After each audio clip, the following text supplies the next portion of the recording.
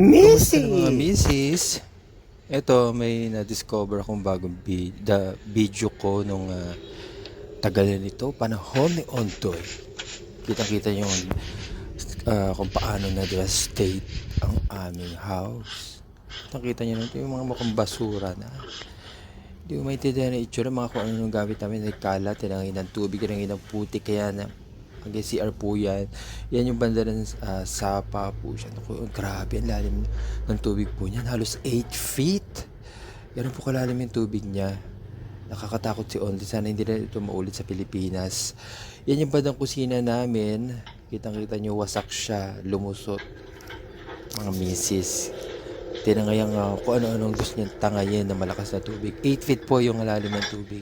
Yan po si Mother na busy sa paghuhugas ng mga putik at kung ano ng mga kadumihan na dala ni Ondoy. Kita niyo, tatanungin niyo po sa bandaron yung sapa, yan po siya. Kita niyo, di ba? Ganong kalakas ang lalim ng tubig ni Ondoy. Nakakaloka. Ayan, sana wag na maulit. Nakakatakot si Ondoy ng tubig na dala niya at ang ulan.